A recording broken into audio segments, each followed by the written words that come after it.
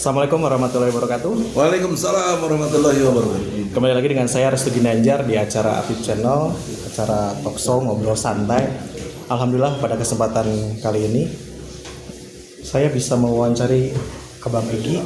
Yes. Pengennya panggil Prof sih karena lihat video Pak Priyo kemarin, gak usah panggil Prof kayak gitu. Nggak usah. Yang nggak tamat SMA jadi profesor. Saya nggak ikutan ya Pak. Bikin malu aja. Baik, Bang Egi, sebelumnya ini kan mumpung kita ketemu nih, kan Bang Egi masih berjuang untuk di Insya apa? Di TPUA. TPUA ya. Ya, tim Itu pembela ulama dan aktivis. tipis. Nah sekarang kan yang diajukan itu tentang kebohongan Presiden presiden, dan juga DPR. DPR. Keinginan atau tewas di ujungnya itu keinginan seperti apa Pak Pak Jokowi? Apa Gini. inisiatif atau sama-sama dapat hukuman atas kebohongan ya Pak? Gini, supaya nggak salah paham buat masyarakat luas ya, Ya. terutama komunitas APIP ya. Ya, Habib. Itu dua hal. Satu, gugatan pada Presiden nomornya 266, Ya. dua gugatan pada DPR RI nomornya 265. Jadi dua perkara. Dua perkara ya. Berarti ada pembagian hakim. Hakim yang nanganin Presiden ada 3 orang plus panitera. Panitera. Hakim yang nanganin DPR juga 3 orang plus panitera. Sidangnya juga beda-beda. Maksudnya waktu, tempatnya dan lain sebagainya. Dalam konteks gugatan yang kita inginkan dan target yang kita ingin capai, untuk DPR RI kita hanya ingin hakim memberikan putusan menegur DPR untuk memfungsikan jati diri DPR berfungsi. Ya. Seperti apa? Mengawasi jalannya pemerintahan, membuat undang-undang, legislasi, dan membuat budgeting, anggaran belanja. Itu tugas pokok dari DPR RI. Berarti pandangan Bang Egi sekarang DPR tidak melaksanakan Bukan tidak lagi. disfungsional. Termasuk Pak Jokowi juga atau? Lain lagi wilayah bicara DPR. DPR, oke, siap. Jadi dalam perspektif yang berkait dengan fungsi DPR, saya tidak gugat putusan. Apapun putusan yang DPR saya nggak gugat. Ya. Karena saya tahu wilayahnya kalau gugat itu ya bukan ke sini dong, ke MK, ya kan, untuk judicial review. Saya nggak lakukan itu. Yang saya lakukan fungsinya kenapa nggak berfungsi gitu. Ya. Nah itu ada tempatnya Pengadilan Negeri dengan dasar pasal 1365 Kitab Undang-Undang Hukum Perdata. Tiap-tiap perbuatan yang melawan hukum dan menimbulkan kerugian bagi orang lain, maka yang menimbulkan itu wajib ganti rugi. Nah, karena biasanya ini perdata, sifat ganti ruginya kan uang atau benda tertentu atau apa yang disepakati. Nah, gugatan saya, positanya, ya, itu bagaimana sampai yang kita maunya itu DPR hendaklah berfungsi dengan cara hakim menegur, membuat putusan bahwa DPR telah disfungsional, maka diwajibkan harus berperan demi rakyat. Nah, itu pintu masuknya dari keadilan itu di situ. Nah, ganti ruginya apa? Saya nggak minta uang, nggak minta uang. Saya hanya minta DPR menyadari itu untuk supaya berfungsi. Berfungsi kembali. Kalau nggak bisa juga, ya membuat apa DPR? Bubarkanlah diri kalian. Saya nggak minta dibubarkan. Kalian sadar bubarkan diri sendiri. Tapi selama proses peradilan sendiri ada kendala-kendala nggak? Ya ada iming-iming, mau disogok, mau di ini. Dari pihak mana? Kalau Nggak usah, itu terlalu sering. Nggak boleh. Tapi yang penting kita nggak ikut, walaupun jumlahnya cukup banyak. ketakutan sendiri ada nggak Bang? Ya, jelas lah. Intimidasinya suka ada nggak kayak gitu? Oh kalau saya banyak. Tapi kan saya don't care aja. Karena bukannya tidak takut saya. Tapi kan saya nggak boleh takut kepada selain Allah. Nah, itu tauhid. Jadi saya berlindung, minta tolong kepada Allah. Balillahumma maulakum wa huwa khairun nasirin. Nah itu perintah surat Al-Imran ayat 150. Kalau kita begitu, maka yang ketakutan adalah mereka yang kafir itu. Jelas. Nah, itu DPR. Gugatan yang kedua kepada Presiden Nomornya perkaranya 266. Ketika menjalani gugatan ini sudah sedang kelima kalau tidak salah. Dan keenam itu hakimnya dimutasi. Seluruh hakimnya yang 3 itu dan 1 panitera. Terus belum putusan atau? Belum. Ya. Pokoknya dimutasi. Akibatnya apa dimutasi? Harus dari nol lagi. Mulai lagi. Karena hakim yang baru waktu itu, saudara-saudara, mohon maaf kami belum baca gugatan saudara, jadi belum bisa kita lanjutkan sidang. Kita lanjutkan minggu depan, janji saya akan pelajari. Nah, itu contoh. Tapi bagaimana namanya tetap akan mulai tetap dari nol, tetap melaksanakan. Ya iyalah, itu mekanisme. Kan yang tadi udah nggak ada. Mantap. Gimana mau nerusin? Iya. Benar. Nah, tapi pesan moralnya apa buat saya? Saya diajarkan kesabaran oleh Allah dengan situasi. Kemarahan yang memuncak harus kita salurkan dalam bentuk konstitusional. Tidak boleh di jalanan, tidak boleh bikin rusuh, tidak boleh menganiaya orang. Itu ajaran Islam, bro. Dan menariknya di dunia, tidak ada satupun presiden DPR digugat oleh rakyatnya, tidak ada. Negara mana tuh? Terus sekarang Ini jurisprudensi yang dahsyat. iya, benar. Dalam dunia hukum. Kenapa ini terjadi? Inilah saya membuka ruang hukum yang kosong, vakum hukum. Karena orang mengasumsikan DPR, presiden hanya bisa wilayahnya MK atau di impeachment. Jadi, mudah-mudahan hakim yang sekarang melanjutkan ngasih keputusan yang terbaik juga ya, Pak. nah, nanti tanggal 8 nih, Tanggal 8 ya, November. November. Saya nggak tahu. Nah, kalau dia merasa takut dengan yang kawan-kawan sebelum yang dimutasi, karena sepengetahuan saya PN Jakarta Pusat terbaik seluruh Indonesia, tempat karir hakim yang mesti ikut gitu. Senang deh kalau kerja di PN Pusat itu, ya kan, banyak kerjaannya mungkin, dapat penghasilannya dan lain-lain sebagainya. Nah, itu udah privasi lah ya. Tapi yang pasti the best di PN Pusat. Tapi kenapa terjadi mutasi begini yang unprofesional, tidak profesional? Mungkin saya nggak bisa. Nah, dengan kondisi dipecat itulah, dan bukan arti dipecat ya, dimutasi lah, berakibat serius ke hakim yang menangani DPR tadi. Saya diputus duluan, dikalahkan ya. Oh gitu. Nah gitu. Padahal dia belakangan, duluan yang presiden kan. Tapi yang di presiden kan dia lihat kita menang secara substansi. Gini menang substansi itu. Saya kan gugat Jokowi, kau penipu, kau pembohong, ada 66 janji dan bohong yang kau hianati, bla bla bla bla. Saya buktikan masuk ke pengadilan, diterima oleh hakim, bahkan dari pihak presiden datang jaksa agung dan sekretaris negara. Tapi utusannya Jokowi sendiri tidak buat SK tanda tangan basahnya, itu nggak ada. Ini kan nggak sah dong. Benar. Dalam ilmu hukum saya happy. Kenapa happy? Saya menang. Benar. Saya nuduh dia nggak jawab, dia nggak datang. Berarti tuduhan saya benar. Itu tolong pemirsa tuh. Jangan dipikir kita kalah, substansi menang. Maka karena nggak bisa lagi ngelawan kita, hakimnya diganti. Nah, diganti bukan untuk lebih baik, akan dipotong lagi kita. Seperti contoh di yang 265 yang saya sebelum sidang. Artinya belum sidang itu jadwal sidang jam 1. Kita sudah daftar dari jam 9. Yang jawab anak buah lah, saya ngapain menunggu kan. Oh bang, katanya dijadwalin jam 1. Oke, saya datang 1:30 di sana sudah. Ya, oke. Saya belum datang karena itu belum sampai kan. Jam 12.45 sudah diputus lewat e-call, aplikasi elektronik. Dengan kata lain, sidang belum kan? Kan jam 1. Pemaparan bukti-bukti dari yang tergugat kan dia harus bikin lawan gugatan saya kan?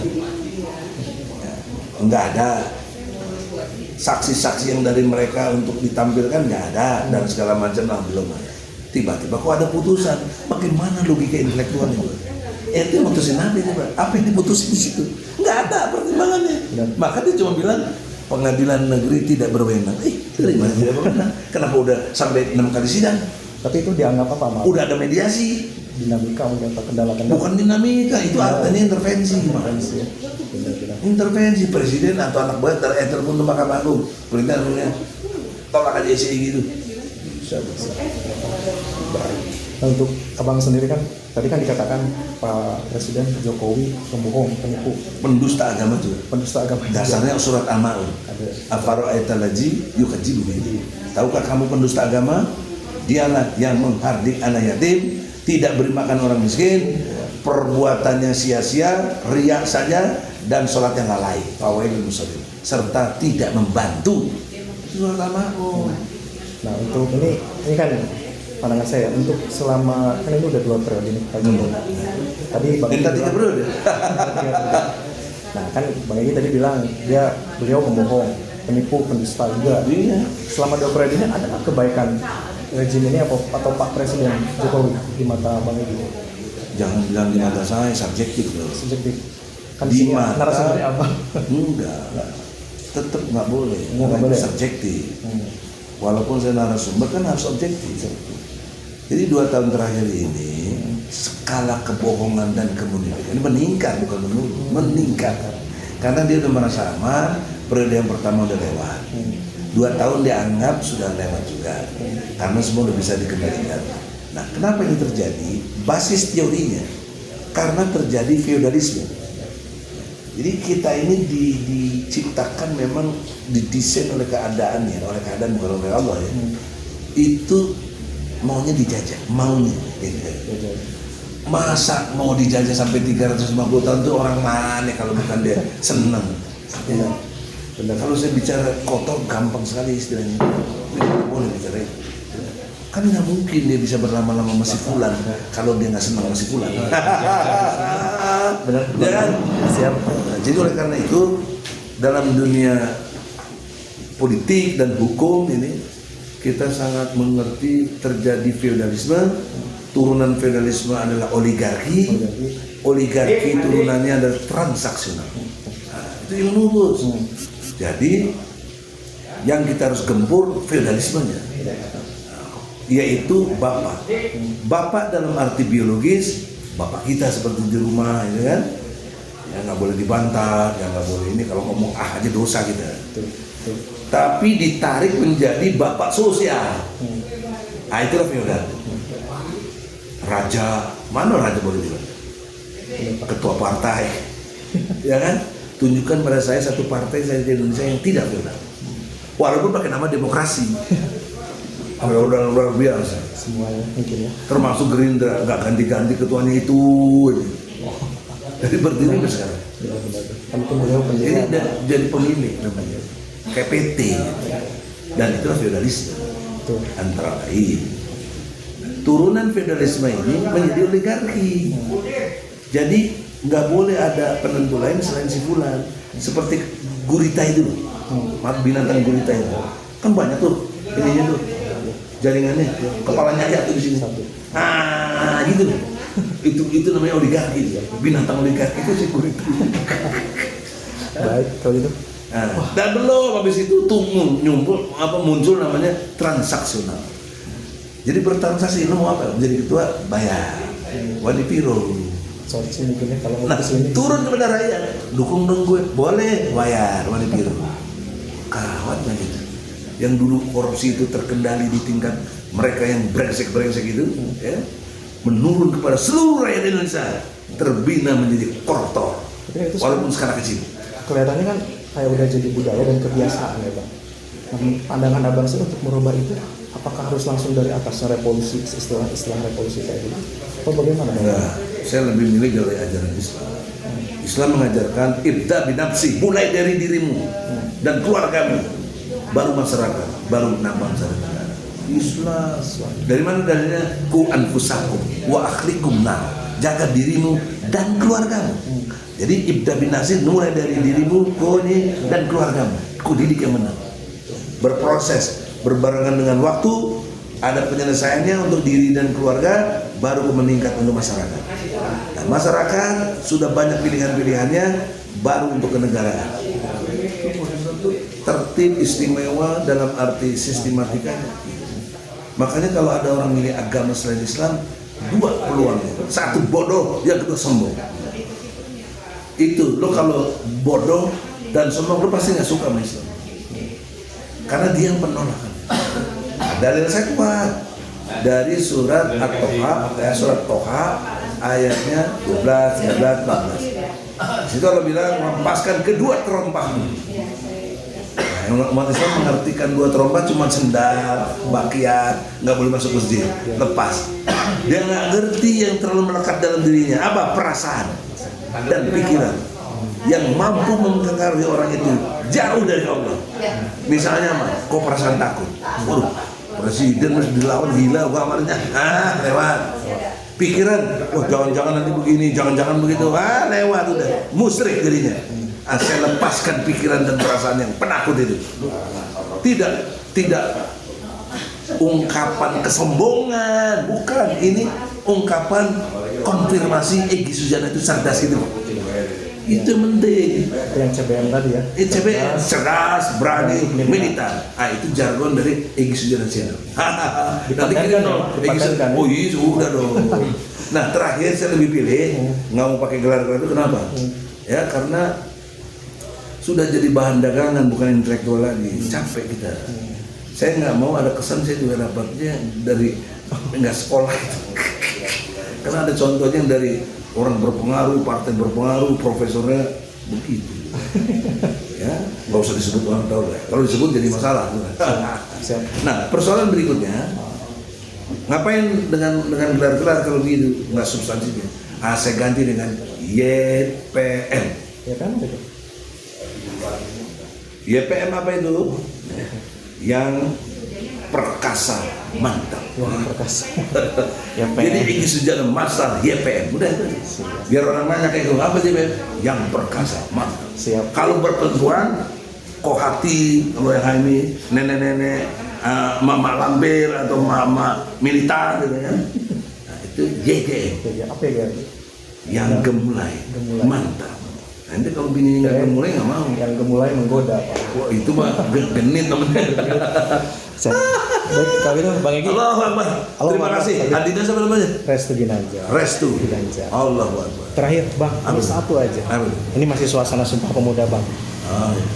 Yang saya lihat ya Bang, kadang banyak pemuda nih, bukan saya bilang nggak semua juga ya sih. Banyak yang masih takut untuk bilang kebenaran. Kadang kalau mau upload ini, ini ada contoh yang tuh ini aman gak, ini aman gak, kadang konsultasi dulu. Nah untuk berani gitu menyikapi atau mengutarakan kebenaran tanpa takut harus gimana? Lepaskan kedua terompahmu tadi, pikiran dan perasaan. Pikiran dan perasaan ya. Lepaskan. Dalil saya surat Toha. Surat Toha ayat 12, 13. 13. Jangan pernah masuk lembah suci menyembahku. Aku ini adalah Allah. Kalau kau udah kenal aku, sholatlah kamu. Itu bos. Ente harus cerdas, berani jadinya dan mulia. Tidak ada yang ditakuti selain Allah. Jadi anak muda, kau sudah banyak terbeli, sudah banyak makanan haram yang kau makan, kau tidak diberkahi, maka bertobatlah. Nah itu juga saya ngomong gitu sama Jokowi, tobatlah. Kalau kau tobat, enggak usah mundur. Tapi kalau enggak kau mau tobat, tahu dirilah, mundur kau nggak mampu. Karena manajemen dalam konteks kepemimpinan ukurannya adalah keberhasilan. Selama pemimpin berhasil nggak? Enggak, banyak yang nyungsep. Ekonomi nyungsep 2,7%, di bawah minus Pak Dewan. Dulu targetnya 7%, berarti 7% tambah 2,7%, jadi 9,7% nyungsep ekonomi kita. Gak negara miskin. Betul. Gitu, gagal dia tuh. Gempur saya kalau istilah Sunda ini. Gimana cara sama entah. Baik, itu balai doko itu. Waktu juga udah waktunya sholat maghrib. Ya. Sehat terus karena kemarin dengar dari Pak Kiai Kohar, Pak Priyo bilang Bang ini sakit. Waduh, ini gimana persidangan? Saya berpikiran juga. Itu begini, sakit itu justru bawa berkah. Berkah itu artinya tumbuh dan berkembang. Jika sakit disikapi dengan sabar, diterima dengan ikhlas, malah Allah ampun dosanya dan Allah kasih rahmat. Itu bos, asal jangan sakit jiwa. Siap. Kalau itu Sekarang yang lain tuh solo jiwanya apa fisiknya hebat tapi jiwanya sakit. Maka apa yang disebut jiwanya sakit? Munafik. Jadi jiwanya sakit adalah munafik, pendusta, pembohong. Itu jiwa yang sakit. Pembohong. kata Bang Egy ya. Bukan Quran dan hadis. Kan sekarang disampaikannya oleh Bang Egy di acara ini. Iya, tetapi referensi saya Quran. Kalau saya diadili, dia ngadili Quran. Gitu. Cerdas, benar. Nah ini baru profesor kan? Nggak apa-apa kan? Kalau profesor juga sebenarnya. Ya PM aja. Oke. Siap. Apa ya PM tadi? Tadi teh pemuda apa? Yang perkasa, mantap. Mantap. YPM ya yang pemuda mantap. Nanti kirim ya. Oke, siap. Ya. Baik kalau gitu Bang Egy, terima kasih. Sehat terus. Alhamdulillah ala kulli hal. Assalamualaikum warahmatullahi wabarakatuh. Waalaikumsalam. Itu PHIB.